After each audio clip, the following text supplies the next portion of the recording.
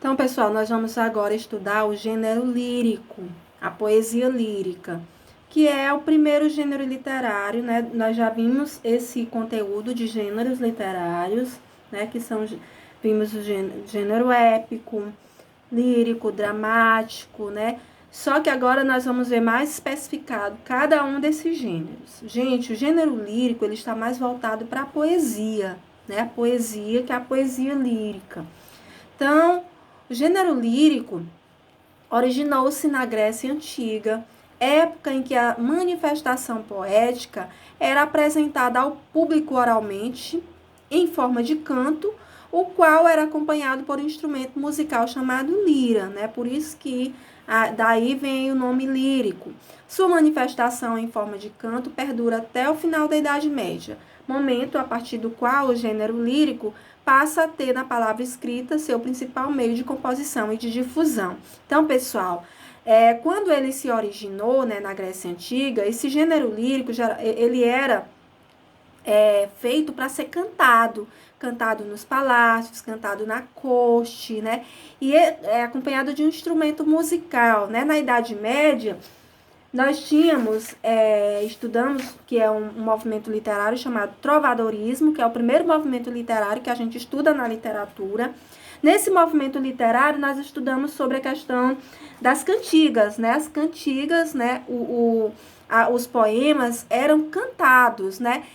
Tinha a cantiga de amigo, a cantiga de amor, cantiga de escárnio, de maldizer. Nós não vamos vê-las aqui especificamente, né? Talvez em uma outra aula a gente possa ver essas cantigas trovadorescas. Então, o gênero lírico é isso, né?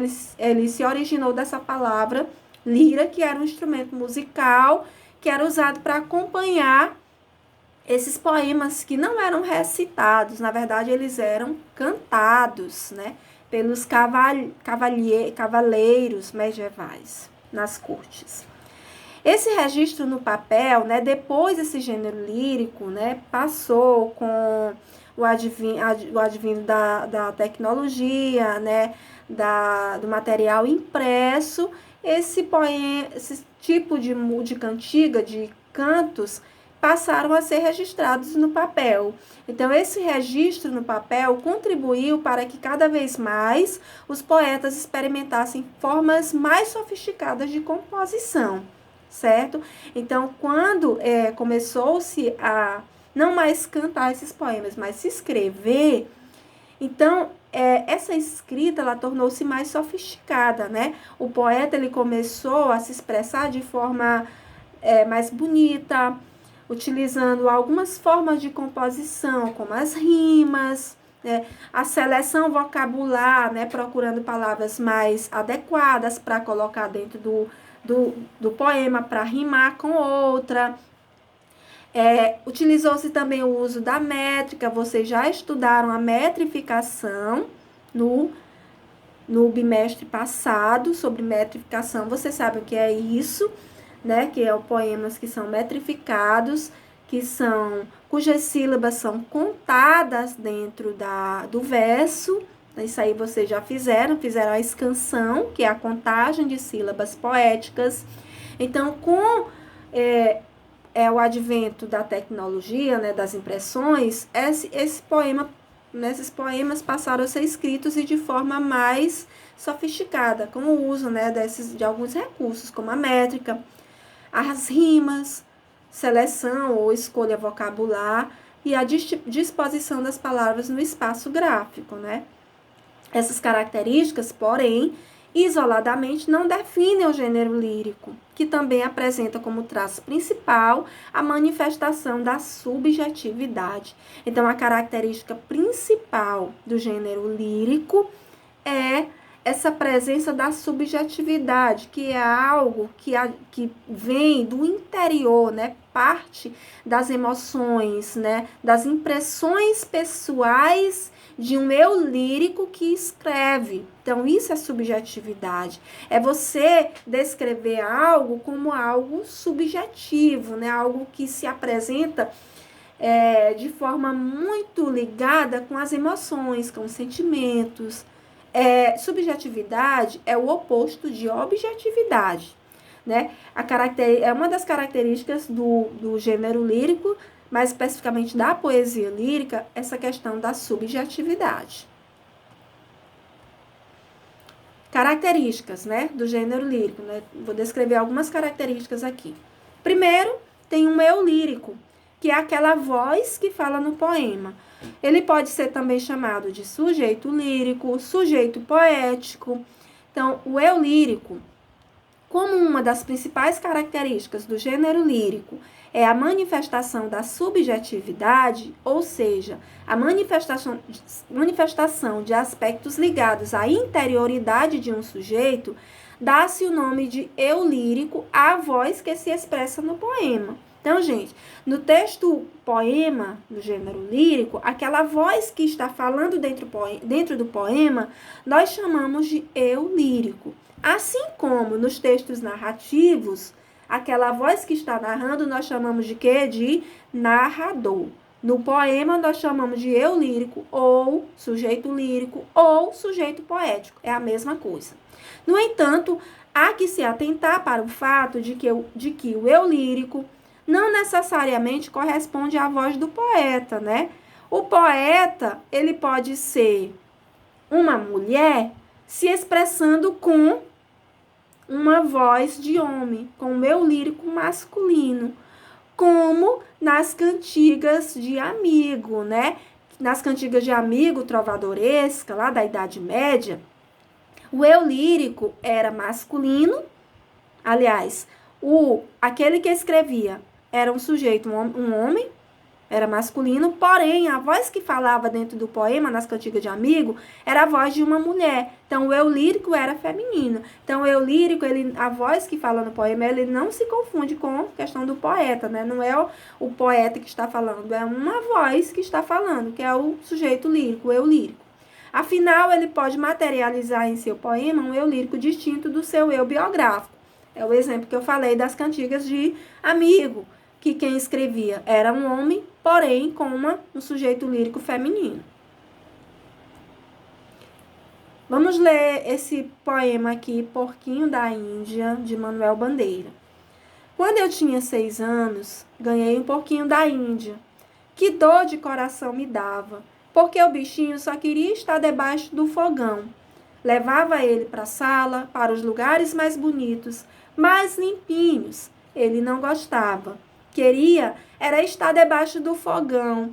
Não fazia caso nenhum das minhas ternurinhas. O meu porquinho da Índia foi a minha primeira namorada.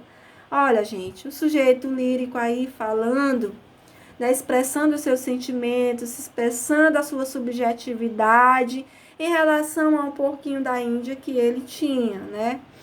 Então, nesse poema de Manuel Bandeira, observa-se o eu lírico como uma voz masculina que rememora o amor que tinha por seu pequeno bicho de estimação, um porquinho da Índia. Os verbos na primeira pessoa do discurso e os pronomes eu, meu e minha evidenciam o meu lírico bem marcado subjetivamente, ou seja, você percebe aí uma profunda subjetividade, uma vez que ele coloca para fora, utilizando alguns verbos em primeira pessoa e os pronomes em primeira pessoa, a sua subjetividade. Então, ele coloca para fora suas emoções, seus sentimentos em relação a um passado, a algo que ele já possuiu, que é, no caso do poema, Seu Bichinho de Estimação. Outra característica do gênero lírico, gente, é que nesse gênero lírico, alguns, porque tem poemas em prosa, né? A gente já falou desses poemas em prosa. Nem todo poema ele é escrito em versos. Nós temos também os poemas que não são escritos em versos. Mas os poemas que são escritos em versos, uma das características, né, é marcado pela metrificação. Verso é o nome atribuído a uma sucessão de sílabas ou fonemas que formam uma unidade rítmica e melódica correspondente a uma linha do poema, né, que é o verso. A metrificação ou métrica, por sua vez, é o nome que se dá à medida de um verso, que é definida pelo número de sílabas poéticas. Gente, quem não entender esse assunto aqui de metrificação, volte lá no vídeo metrificação que eu dei no bimestre passado. Tá lá, o vídeo tá lá no YouTube sobre metrificação. Já é para vocês saberem disso, porque é para ter assistido a aula, né? Então, para determinar-se a medida de um verso, divide-se o verso em sílabas poéticas, procedimento que recebe o nome de escansão. A escansão é quando você faz a contagem das sílabas poéticas dentro do verso. Nesse procedimento, que é diferente da divisão silábica gramatical, as vogais átonas são agrupadas em uma única sílaba, sendo que a contagem das sílabas deve ser feita até a última sílaba tônica. Isso aí está tudo explicado no assunto sobre metrificação. Outra característica do gênero lírico são as estrofes, né? Os poemas, eles possuem estrofes, que é o nome dado ao agrupamento de versos em um poema. Como o número de versos em cada estrofe pode variar, a depender da quantidade, as estrofes podem ser denominadas da seguinte forma. Observe, poema que tem no caso, uma estrofe de 2 versos é dístico, né? É um poema que é feito com estrofes de 2 versos. Essa estrofe nós chamamos de dístico, 2 versos. Quando a estrofe tem 3 versos, nós chamamos de terceto, estrofe, terceto. Quando a estrofe tem 4 versos, quarteto ou quadra. Quando a estrofe tem 5 versos, quintilha. Quando tem 6 versos, sexteto ou sextilha. Quando tem 7 versos, sétima ou septilha. Quando tem 8 versos, oitava. 9 versos, nona e 10 versos, décima. Então, isso aqui são nomes das estrofes. Rimas. Gente, outra característica do gênero lírico é que ele possui rimas, né? Nomeia-se rima, o recurso musical baseado na semelhança sonora das palavras situadas no final ou no interior dos versos. Isso aqui também você já sabe, né? Classificam-se como rimas interpoladas aquelas rimas que têm primeiro verso terminado numa palavra, segundo verso terminado noutra palavra, né? Com semelhança sonora diferente da primeira. Esse AB aqui, que é o terceiro verso, ele tem uma semelhança sonora com o segundo. E o último verso, que é o A, tem a semelhança sonora aqui com o primeiro. Então, esse A tem semelhança sonora com esse, e esse B, semelhança sonora com o outro aqui, com a terceira estrofe. Essa aqui, primeira, rima com a última, a segunda rima com a terceira. Isso são rimas interpoladas. Rimas alternadas, quando o primeiro verso rima com o terceiro e o segundo verso rima com o quarto. Isso são rimas alternadas. Rimas emparelhadas ou paralelas é quando o primeiro verso rima com o segundo verso, o terceiro verso rima com o quarto verso. Então, A, B, B. As que são compostas no final dos versos, né? Então, outra característica do gênero lírico é a questão, gente, da linguagem. No gênero lírico, normalmente, é utilizada a linguagem conotativa, gente. É uma linguagem que tem diversas significações, múltiplas significações, que é diferente da linguagem denotativa. Isso aí também você já sabe.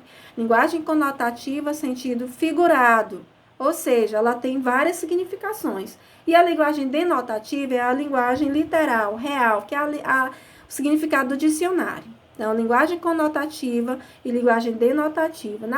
Nos poemas, geralmente se utiliza a linguagem conotativa, né? Porque quem vai ler o poema vai interpretar da sua forma, ou seja, vai dar várias interpretações para uma mesma palavra, ou um mesmo verso, né?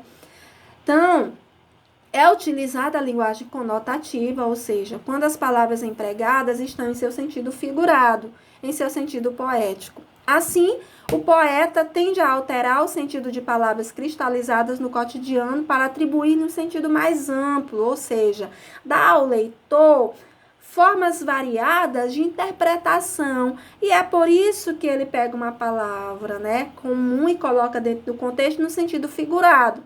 O leitor, por sua vez, vê-se no movimento de leitura e de interpretação, como alguém que precisa decodificar as palavras presentes no poema para além do seu sentido denotativo, tendo como auxílio o contexto em que a palavra aparece, o vocabulário aparece. No gênero lírico, o uso das figuras de linguagem, como a aliteração, que é a repetição de consoante, a assonância, que é a repetição de vogal, e o paralelismo, que é a repetição de frases e orações, contribui para o alcance da linguagem poética. Então, gente, em um poema, o gênero lírico é característico, né? Tem como característica essa linguagem pura e significativa, essa linguagem denotativa, essa linguagem que a escolha vocabular é feita com mais precisão pelo poeta, né? É quando ele atribui uma linguagem, né, diferente. Tipos de poemas: soneto, forma fixa constituída por 2 estrofes. Balada é um poema constituído por 3 estrofes com 8 versos. Rondó, poema constituído só por estrofe de 4 versos ou por estrofe de 4 versos combinadas. E o haikai, poema japonês composto por 3 versos. E aí tem a ode, né, de origem grega, designa um poema entusiástico. Tem o hino, poema destinado a glorificar a pátria.